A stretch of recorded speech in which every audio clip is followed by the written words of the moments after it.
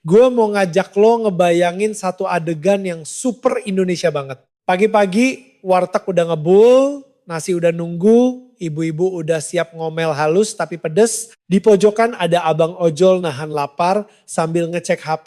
Bukan ngecek mantan, tapi ngecek orderan yang kok sepi banget. Terus dia nyeletuk, bang ini kok duit makin tipis ya, kayak dompet abis disetrika. Semua ketawa kecil, tapi ketawanya tipe yang ada sedihnya. Karena lo tahu itu bukan bercanda doang. Nah sekarang gue lempar pertanyaan yang bikin kening lo berkerut. Kalau ekonomi Cina batuk, Indonesia bisa ikut pilek nggak? Soalnya banyak orang mikir China tuh jauh urusan orang sana. Kita di sini paling cuma tahu mie instan rasa Sichuan sama drama TikTok. Padahal bro, China itu bukan cuma negara. Itu kayak mesin raksasa di sebelah kita yang kalau puterannya melambat, getarannya kerasa sampai warteg. Gue tahu setiap kali ngomongin krisis China, internet langsung rame. Ada yang bilang China mau ambruk besok pagi, ada yang bilang ah lebay itu negara gede mana mungkin. Jadi biar nggak jadi debat kusir ala kolom komentar, kita pakai cara yang paling aman. Kita pegang data yang bisa dicek, terus kita ceritain pakai bahasa yang gampang dicerna. Yang gue omongin ini bukan buat nakut-nakutin, tapi buat bikin lo paham mekanismenya. Kayak lo paham kenapa harga cabai bisa naik padahal lo gak ikut nanem. Dan iya, gue bakal nyambungin dikit ke Indonesia biar lo gak ngerasa ini cerita tetangga yang gak ada hubungannya sama hidup lo. Pertama, kita mulai dari headline yang paling sering dipakai orang, GDP China. Pemerintah Cina bilang ekonomi mereka tumbuh 5,0% di tahun 2025 dan angka GDP-nya sekitar 140,187,9 triliun yuan. Ini angka resmi dari National Bureau Statistics mereka. Kalau lo dengernya doang, kedengarannya kayak wih masih gas, masih kuat. Tapi problemnya gini bro, angka GDP bisa naik tapi rasa ekonomi di jalanan bisa beda. Di Indonesia juga gitu kan? Kadang berita bilang pertumbuhan oke, tapi lo di warteg tetap ngerasa kok harga naik mulu, gaji segitu-segitu aja. Nah di Cina banyak laporan dan obrolan publik yang nunjukin rasa ekonomi yang lagi seret. Orang makin hemat, bisnis makin perang harga, dan kerjaan makin ketat. Jadi tugas kita bukan cuma percaya headline, tapi lihat tanda-tanda lain yang lebih nyentuh kehidupan sehari-hari. Salah satu tanda paling gampang, inflasi alias harga-harga. Kalau ekonomi lagi sehat dan orang belanja, biasanya harga naik pelan-pelan. Tapi di Cina, full year CPI tahun 2025 itu flat alias rata-rata setahun nyaris nggak naik. Sementara PPI, harga di tingkat pabrik turun sekitar 2,6% sepanjang 2025. Ini penting banget. CPI datar itu kayak lu jualan di pasar tapi pembeli banyak yang nahan dompet. PPI turun itu kayak pabrik bilang gue turunin harga biar barang gue laku. Tapi kalau semua turunin harga, profit makin tipis. Dan kalau profit tipis, perusahaan jadi pelit investasi, pelit rekrut orang, pelit naikin gaji. Ujungnya balik lagi, orang makin hemat. Ini bukan drama sinetron, ini siklus. Sekarang masuk ke bagian yang bikin banyak orang China kehilangan semangat. Properti alias rumah. Di Cina, rumah itu bukan cuma tempat tinggal, tapi juga tabungan, simbol status, dan jaminan masa depan buat banyak keluarga. Kalau harga rumah turun, yang sakit bukan cuma developer, tapi juga psikologis jutaan orang. World Bank nyatet bahwa harga rumah baru dan second hand di China udah turun lumayan dari puncaknya Juli 2021, sekitar minus 11,9% untuk rumah baru dan minus 20,2% untuk rumah second hand. Bayangin lo beli rumah pas puncak, cicilan jalan, terus nilai rumahnya turun, rasanya kayak lo beli motor baru, besoknya keluar model baru yang bikin harga motor lo jatuh setengah. Lo masih bisa pakai motornya, tapi hati lo retak halus. Nah, properti turun itu bukan cuma soal harga, tapi soal mesin uang pemerintah daerah juga. Di China, pemerintah lokal sering banget ngandelin pemasukan dari jual tanah. Ketika properti lesu, jual tanah juga lesu. Reuters nulis bahwa pendapatan pemerintah lokal dari penjualan tanah turun 14,7% di 2025. Dan itu udah tahun keempat turun berturut-turut. Kalau pemasukan turun, mereka makin susah biayain proyek, bayar kontraktor, dorong lapangan kerja, dan segala macam. Jadi efeknya nyebar. Dari kantor pemerintahan sampai tukang bangunan, sampai toko material, sampai warung makan di dekat proyek. Ini kayak domino, jatuhnya nggak sopan, satu nyenggol yang lain. Terus kita ngomong soal kerjaan, bagian yang paling bikin pusing generasi muda. Di China, ada data resmi juga soal pengangguran anak muda. Reuters ngutip data NBS, pengangguran urban usia 16 sampai 24, nggak termasuk mahasiswa, turun ke 16,5% di Desember 2025 dari 16,9% bulan sebelumnya. Angka 16,5% tuh gede, bro. Itu artinya dari 100 anak muda di kota, sekitar 16 sampai 17 lagi nyari kerja dan belum dapat. Dan ingat, itu definisi tertentu, belum tentu nangkep semua orang yang udah capek nyari kerja. Di situ lo mulai paham kenapa ada cerita-cerita lulusan top yang akhirnya ngambil kerjaan gig economy, delivery, atau kerja apapun yang penting dapat cash flow. Sekarang gue tahu lo bakal bilang, ya udah, kan China masih ekspor kuat. Nah, ini sisi lain yang bikin ceritanya kompleks. China memang ketolong ekspor barang. Banyak laporan bilang ekspor bantu jaga pertumbuhan mereka. Bahkan ketika konsumsi domestik lemah. Jadi secara makro mesin masih jalan. Tapi kalau lo lihat dari sisi domestik, rumah lesu, harga-harga datar, perang harga, kerjaan ketat, itu bikin masyarakat ngerasa kok hidup makin susah. Ini kayak lo punya toko yang omsetnya lumayan karena jual online keluar kota, tapi di lingkungan rumah lo sendiri, tetangga-tetangga makin pelit belanja, jadi vibe-nya tetap suram. Sekarang kita masuk ke bagian yang paling street, perang harga dan kompetisi gak sehat. Lo pernah lihat pedagang di pasar yang banting harga sampai nyaris gak untung cuma biar barangnya laku. Di Cina banyak sektor ngalamin hal kayak gitu. Ketika permintaan lemah, semua orang rebutan pelanggan yang sama. Jadinya diskon gila-gilaan, bundling absurd, beli 1 bonus 4 bukan karena mereka baik hati, tapi karena stok numpuk dan duit harus masuk. Masalahnya, kalau semua banting harga, profit hilang. Kalau profit hilang, gaji gak naik, investasi gak ada, inovasi mandek. Dan kalau inovasi mandek, ekonomi jadi kayak treadmill. Lu lari tapi tetap di tempat. Gue jelasin siklusnya pakai bahasa warteg. Bayangin warteg punya pelanggan tetap, tiba-tiba pelanggan pada hemat. Si ibu warteg turunin harga lauk, margin menipis. Karena margin menipis, dia nggak bisa nambah karyawan. Malah bisa jadi ngurangin. Karyawan yang ngurangin itu pulang ke rumah, otomatis belanja makin hemat. Terus pelanggan makin sedikit. Itu lingkaran setan. Di skala negara, itu bisa jadi jebakan resesi yang susah banget diputus. Kalau yang diputus bukan cuma angka, tapi rasa percaya masyarakat. Nah, lo mungkin nanya, oke itu China, terus Indonesia kenapa harus peduli? Nah ini dia, Indonesia sama China itu hubungannya kayak hubungan anak kos sama warteg langganan. Kelihatannya santai, tapi sebenarnya ketergantungan. China adalah partner dagang terbesar Indonesia. Dan nilai perdagangan bilateral 2024 itu sekitar 135 miliar dolar Amerika menurut Lowy Institute. Itu gede banget. Kalau China melambat, permintaan mereka terhadap barang-barang tertentu bisa turun. Atau harga komoditas bisa ikut goyang. Dan kalau harga komoditas goyang, Indonesia yang banyak ekspor komoditas pasti ikut kerasa. Biar nggak ngawang, kita pegang angka BPS. BPS bilang China tetap jadi pasar ekspor terbesar Indonesia dengan nilai sekitar 46,47 miliar dolar Amerika atau 23,26% dalam rilis yang mereka publikasikan. Artinya apa? Artinya kalau dompet China lagi ketat, ada potensi order ke Indonesia ikut melambat, tergantung sektor. Nggak semua langsung jatuh, tapi sensitivitasnya ada. Dan Indonesia itu negara yang suka banget sama kata sensitif. Sensitif harga beras, sensitif harga BBM, sensitif dolar. Jadi wajar kalau sensitif juga sama permintaan dari partner dagang terbesar. Sekarang gue masuk ke komoditas yang lagi hot banget, nikel. Indonesia itu raja nikel global sekarang. Dan sebagian besar boom ini nyambung sama rantai industri China.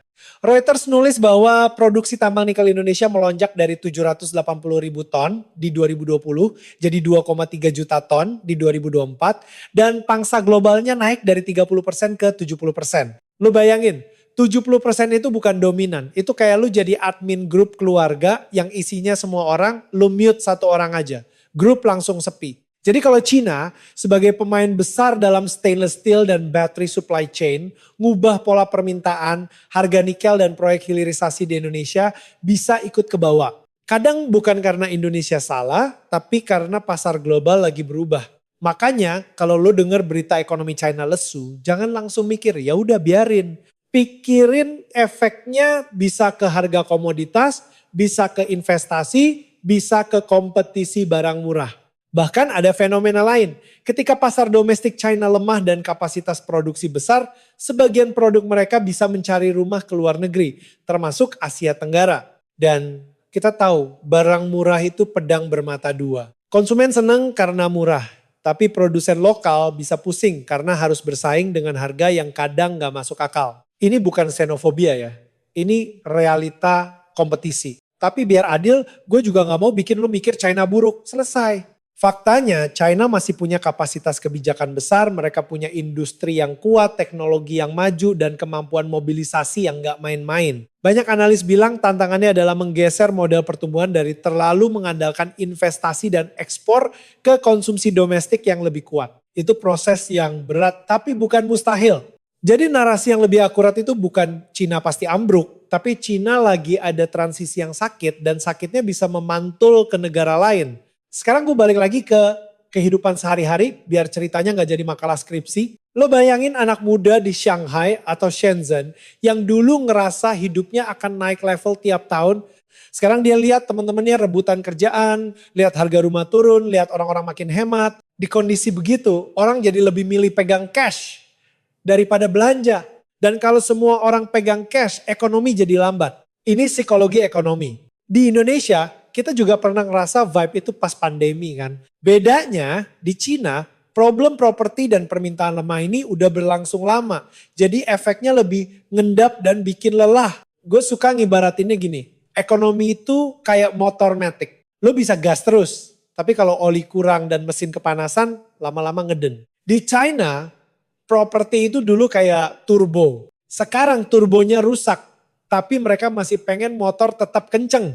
Jadinya mereka cari mesin lain, manufaktur canggih, ekspor, teknologi, itu bisa jalan. Tapi kalau penumpang alias rakyatnya lagi takut belanja, motor tetap kerasa berat. Dan disitulah perang harga muncul. Produsen bikin barang banyak tapi pembeli nahan, akhirnya harga ditekan. Nah terus Indonesia gimana? Indonesia bisa ambil pelajaran. Dan ini bagian yang paling penting buat konten lo biar gak cuma jadi gosip internasional. Pelajaran pertama. Jangan taruh harapan ekonomi di satu kaki doang. China terlalu berat di properti dan investasi. Ketika itu goyah, efeknya luas. Indonesia juga punya kecenderungan berat di komoditas tertentu. Kalau harga komoditas jatuh, APBN, daerah, dan lapangan kerja bisa ikut goyang. Pelajaran kedua, jaga daya beli dan rasa aman masyarakat.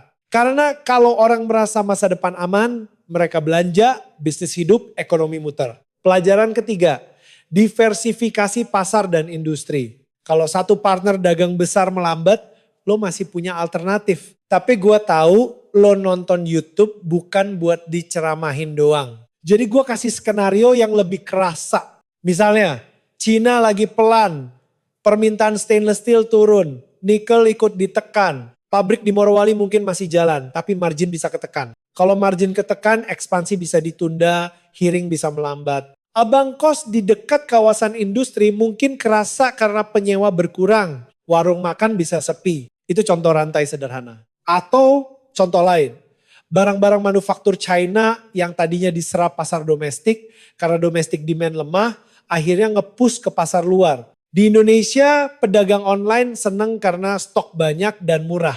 Tapi produsen lokal kain, sepatu, atau elektronik kecil bisa kepepet. Itu bukan ramalan kiamat. Itu logika pasar. Sekarang kita masuk ke satu hal yang sering bikin orang salah paham. CPI datar berarti bagus dong, harga nggak naik. Eits, jangan keburu seneng. Harga datar karena permintaan lemah itu beda dengan harga stabil karena produktivitas naik. Kalau harga datar karena orang takut belanja, itu sinyal ekonomi lagi kurang bergairah. Dan PPI turun itu tanda produsen lagi susah jaga harga jual. Kalau produsen susah, pekerja bisa kena. Jadi harga nggak naik bukan selalu kabar baik. Ini kayak lo bilang, warteg sepi itu bagus dong, jadi nggak antre. Ya bagus buat lo yang males antre, tapi buat ibu warteg itu alarm bahaya.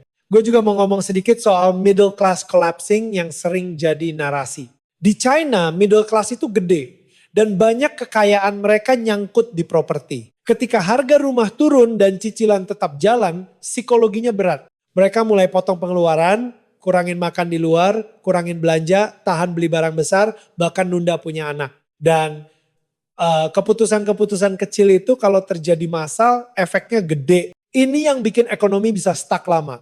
Karena ekonomi modern itu banyak ditopang konsumsi rumah tangga. Kalau rumah tangga ngerem, negara ikut ngerem. Tapi balik lagi, kita harus fair. China masih punya sektor yang kuat, masih ada kota-kota yang hidup, masih ada industri yang maju. Masalahnya adalah ketimpangan antara sektor yang naik kelas dengan banyak orang yang gak kebagian upgrade. Makanya lo denger cerita lulusan top jadi kurir, itu bukan karena mereka bodoh, tapi karena mesin ekonomi gak nyerap tenaga kerja sesuai ekspektasi. Di Indonesia pun ada versi lokalnya, bedanya skala. Nah, kalau lo bikin konten buat orang Indo, bagian yang bikin mereka betah itu bukan cuma China buruk, tapi China lagi berubah dan kita mesti siap. Jadi alur ceritanya harus kayak ngobrol di tongkrongan.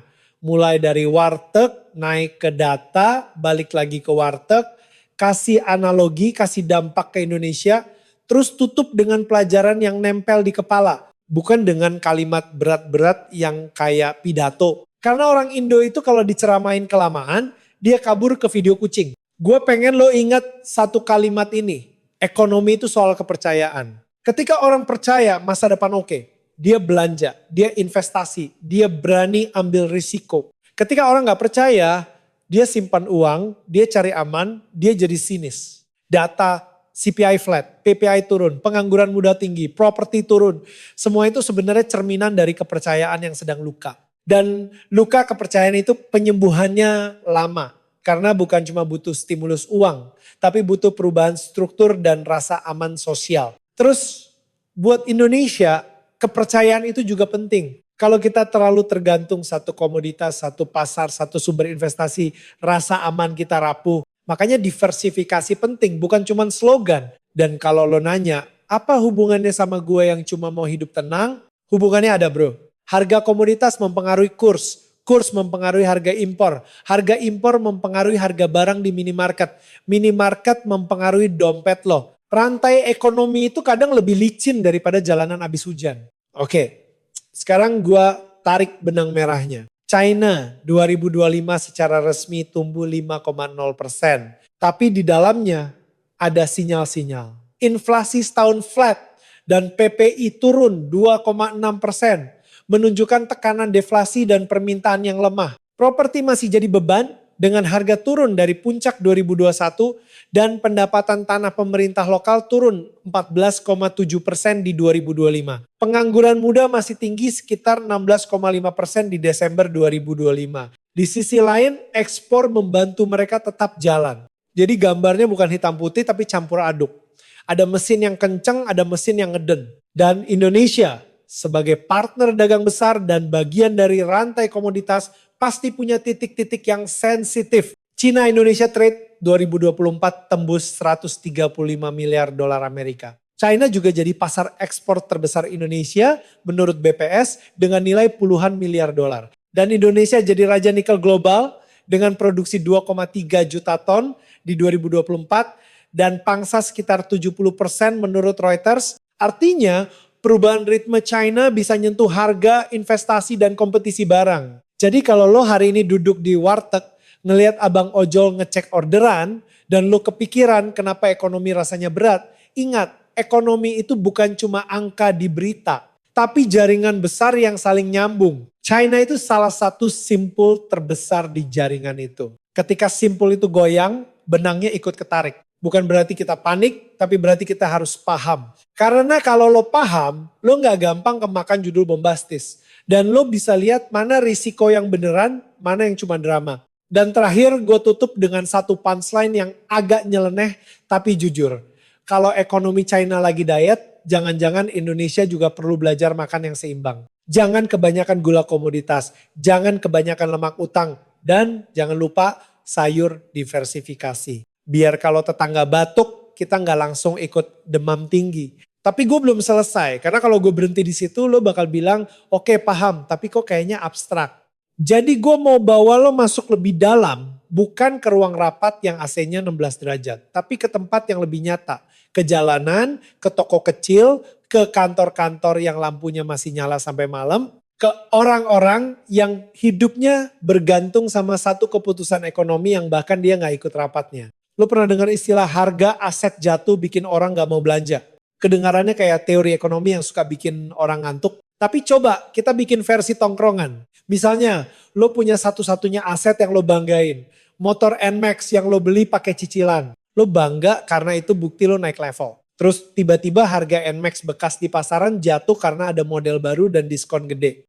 Lo masih punya motor, tapi lo ngerasa nilai diri lo turun sedikit dan lo jadi mikir 2 kali buat jajan, buat upgrade HP, buat ngajak pacar makan enak. Di China efeknya mirip tapi skalanya gila-gilaan karena aset yang jatuh itu rumah dan rumah itu sering jadi tabungan keluarga.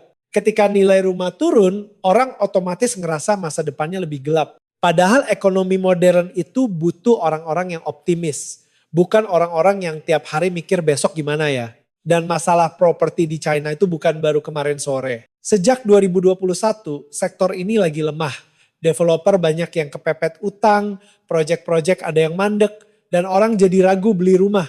World Bank bilang harga turun dari puncak 2021, dan mereka juga ngomong soal rasio harga rumah terhadap pendapatan yang masih tinggi. Artinya ruang penyesuaian masih ada. Bahasa gampangnya masih bisa turun lagi kalau kepercayaan belum balik. Nah, lu bayangin orang yang udah takut terus dengar masih bisa turun lagi. Otak dia langsung mode survival. Di situ muncul fenomena yang lucu tapi tragis. Banyak orang milih hemat ekstrim. Ada yang masak di rumah terus, ada yang berhenti ngopi, ada yang beli barang hanya kalau diskon. Kelihatan baik ya, hemat itu kan bagus. Tapi kalau jutaan orang hemat ekstrim sekaligus, bisnis-bisnis kecil yang hidup dari konsumsi sehari-hari bisa megap-megap. Warung kopi sepi, restoran sepi, tempat hiburan sepi, salon sepi. Dan sektor jasa itu biasanya penyerap tenaga kerja besar. Jadi ketika sektor jasa melemah, lapangan kerja makin ketat, itu kenapa cerita lulusan top jadi kurir bisa muncul. Karena jasa yang harusnya nyerap banyak orang lagi gak sekuat dulu. Sekarang kita ngomongin soal perang harga. Di Indonesia kita punya budaya beli murah tuh menang. Bahkan ada yang kalau beli harga normal, dia merasa kalah sama dirinya sendiri. Di Cina, kondisi deflasi dan overcapacity bikin perang harga jadi lebih brutal. Kalau PPI turun setahun 2,6%, itu sinyal bahwa produsen terus menurunkan harga outputnya. Produsen itu bukan robot bro, mereka juga punya biaya, gaji, listrik, bahan baku. Jadi ketika harga jual turun, mereka cari cara survive. Potong biaya, efisiensi ekstrem, nahan rekrutmen, atau bahkan PHK. Nah begitu PHK terjadi, orang makin hemat. Lingkarannya muter lagi. Ini yang bikin banyak ekonom ngomong soal jebakan deflasi atau spiral deflasi. Kalau lo dengar kata spiral, lo tahu itu bukan kabar baik. Karena spiral itu kayak lagi turun tangga tapi tangganya licin. Terus lo mungkin bilang, tapi China kan punya pemerintah kuat bisa bikin stimulus. Betul, pemerintah bisa ngeluarin kebijakan, bisa nurunin bunga, bisa dorong belanja, bisa bantu sektor tertentu. Tapi problemnya ketika luka kepercayaan sudah dalam, stimulus uang kadang gak langsung bikin orang belanja. Orang bisa aja bilang makasih diskonnya, tapi tetap nahan karena takut besok lebih parah. Makanya IMF dan banyak analis sering dorong China untuk memperkuat konsumsi domestik lewat jaring pengaman sosial. Supaya orang berani belanja. Lo tahu sendiri, kalau lo merasa aman, lo lebih santai. Kalau lo merasa gak aman, lo pegang uang kayak pegang nyawa. Sekarang gue ajak lo ngeliat dari sisi pemerintah lokal China. Pendapatan dari jual tanah turun 14,7% di 2025 dan itu tahun keempat turun. Ini bukan angka kecil. Banyak kota di China dulu berkembang cepat karena pembangunan gila-gilaan. Pembangunan itu butuh duit. Duitnya salah satunya dari tanah. Ketika tanah nggak laku, kota jadi kekurangan dana. Mereka bisa potong belanja, tunda proyek, atau cari utang lagi. Semua pilihan itu punya konsekuensi. Proyek ditunda, pekerja konstruksi kehilangan kerja, belanja dipotong, kontraktor lokal nggak dapat order. Utang naik, beban masa depan nambah. Jadi ini bukan cuma soal negara kaya kok bisa susah, tapi soal struktur pendanaan yang lagi kena tekanan. Di tengah tekanan itu, anak muda yang baru lulus jadi korban paling gampang. Karena perusahaan yang lagi hemat biasanya pertama kali mengurangi perekrutan fresh graduate. Data pengangguran muda 16,5% di Desember 2025 itu jadi simbol. Bayangin lo lulus, orang tua udah berharap, lo juga udah capek, tapi pasar kerja bilang maaf slotnya penuh. Di situ mental bisa drop. Dan mental drop itu bukan cuma masalah psikologi. Itu juga masalah ekonomi. Karena ketika mental drop, produktivitas turun, inovasi turun, konsumsi turun, semuanya ikut turun. Sekarang gue balik lagi ke Indonesia. Karena di sini banyak yang suka ngomong, Indonesia mah santai, kita nggak kayak Cina. Eits, jangan sombong dulu bro. Indonesia punya ketahanan sendiri? Iya. Tapi kita juga punya titik rapuh. Salah satunya ketergantungan pada komoditas dan pasar besar. BPS bilang Cina jadi tujuan ekspor terbesar dengan nilai 46,47 miliar dolar Amerika di rilis tertentu. Kalau di masa tertentu permintaan Cina turun, harga komoditas tertentu bisa ikut turun, pendapatan ekspor bisa tertekan, kurs bisa terpengaruh, dan itu bisa nyampe ke harga barang impor. Misalnya, lu suka ganti HP, lu suka beli barang elektronik, atau lu punya bisnis kecil yang bahan bakunya impor. Kurs itu bisa jadi penentu hidup mati. Jadi jangan remehkan. Terus kita ngomong nikel lagi. Tapi kali ini gue kasih angle yang lebih Indonesia banget.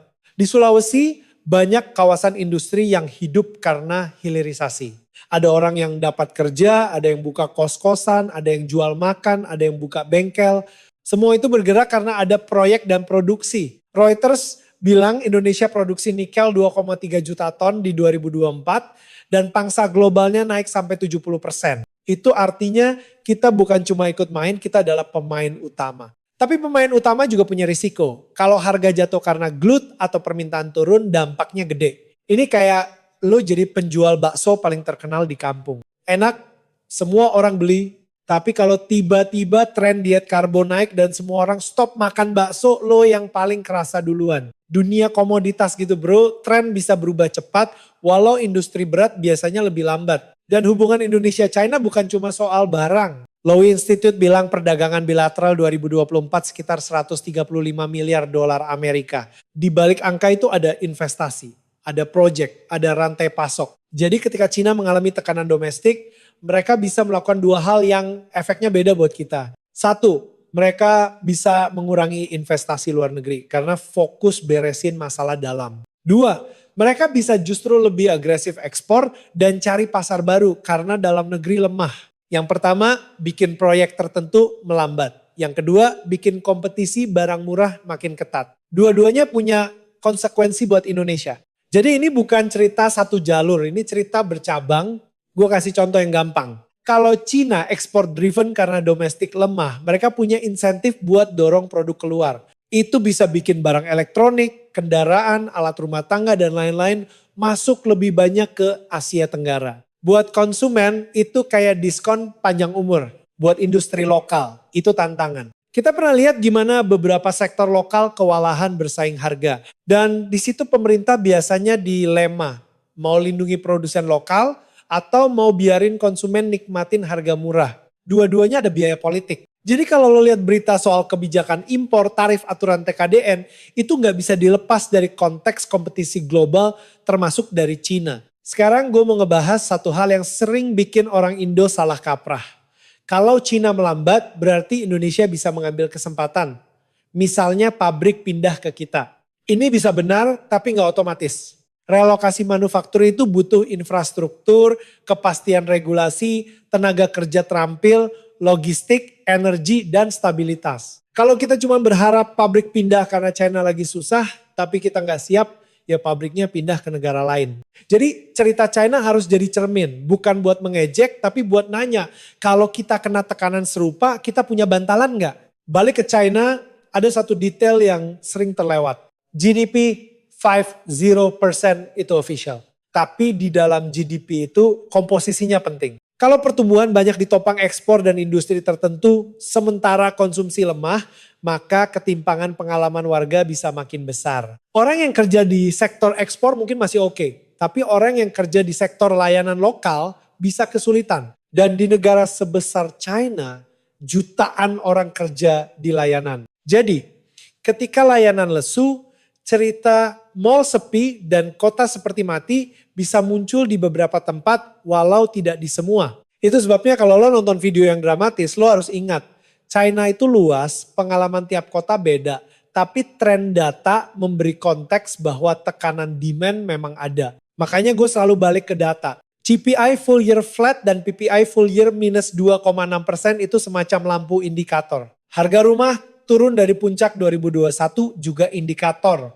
Pendapatan tanah turun 14,7% indikator fiskal lokal. Pengangguran muda 16,5% indikator pasar kerja. Kalau 4 indikator itu ngomong hal yang sama, lo bisa bilang oke, ada masalah struktural dan psikologi ekonomi. Dan itu yang membuat banyak analis bilang pemulihan butuh waktu dan reform yang lebih dalam. Bukan cuma 1-2 kebijakan tambal sulam. Gue juga mau ngasih perspektif kenapa perang harga bisa merusak, bukan menyehatkan. Dalam ekonomi normal, kompetisi bikin harga lebih efisien. Konsumen diuntungkan, perusahaan dipaksa inovasi. Tapi ketika kompetisi terjadi di tengah permintaan lemah dan kapasitas berlebih, perusahaan bukan berinovasi tapi saling membunuh margin.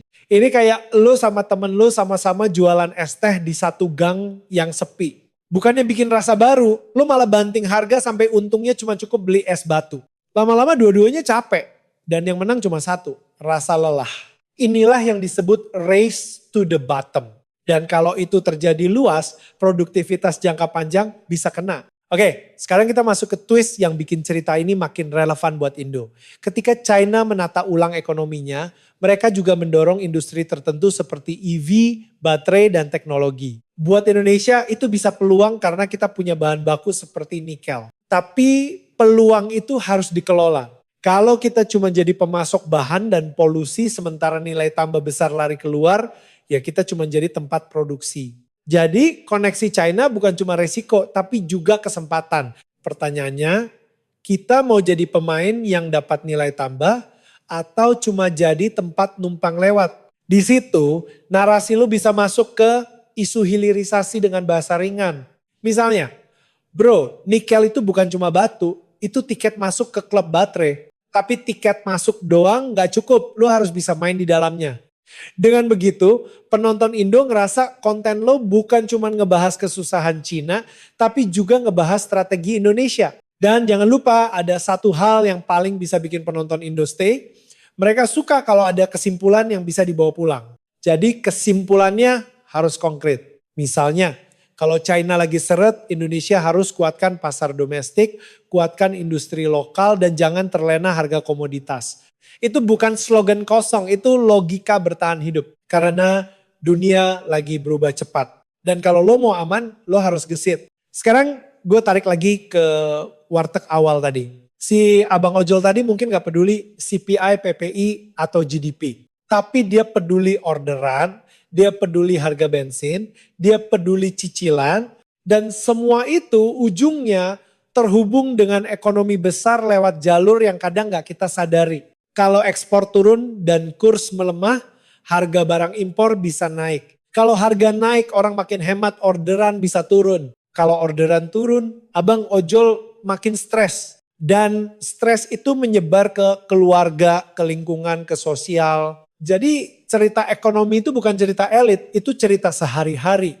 Gue pengen lo lihat ini bukan sebagai ramalan kiamat, tapi sebagai peta resiko. Peta itu bukan buat bikin lo takut keluar rumah, tapi buat bikin lo tahu jalan mana yang berlubang. Dan di peta ini, China adalah salah satu jalan raya terbesar. Ketika jalan raya itu macet, gang-gang kecil di Indonesia bisa ikut macet. Entah lewat harga, lewat pekerjaan, atau lewat persaingan barang. Dan kalau ada satu hal yang harus lo pegang setelah dengar cerita panjang ini, itu adalah jangan gampang kemakan narasi yang cuma hitam putih. China nggak sedang baik-baik aja di semua aspek, tapi juga nggak otomatis kolaps besok. Data menunjukkan ada tekanan demand dan properti, tapi juga ada kekuatan ekspor dan industri. Nah, sebagai penonton Indo, lo paling diuntungkan kalau lo bisa baca dua sisi sekaligus. Karena kalau lo cuma percaya sisi ambruk, lo akan panik. Kalau lo cuma percaya sisi aman, lo akan lalai. Yang paling keren tuh yang bisa bilang, oke, ada risiko, gue siap, tapi gue gak lebay. Jadi besok kalau lo nongkrong dan ada teman lo ngomong, China tuh udah hancur bro, lo bisa jawab santai, gue cek datanya. GDP official 5,0% 2025, tapi CPI setahun flat, PPI turun 2,6%, properti turun dari puncak 2021, pengangguran muda masih 16,5%. Jadi bukan hancur total, tapi lagi sakit dan transisi. Temen lo mungkin bengong, tapi minimal dia mikir. Dan kalau ada yang bilang, ya udah itu urusan mereka, lo bisa bilang, bro, kita dagang sama mereka 135 miliar dolar Amerika di 2024, ekspor kita ke mereka puluhan miliar dolar, nikel kita dominan dunia. Jadi urusan mereka sedikit banyak nyenggol urusan kita. Itu baru namanya ngobrol ekonomi ala jalanan tapi tetap tajam. Oke, sekarang beneran gue tutup dengan satu kalimat yang bisa lo pakai sebagai caption. Dunia itu kayak wajan gede, kalau satu sisi panas banget, sisi lain ikut hangat. Cina itu salah satu kompor paling besar. Jadi daripada kita cuma nyalahin panasnya, mending kita belajar masak yang bener. Biar hasilnya bukan gosong tapi matang pas.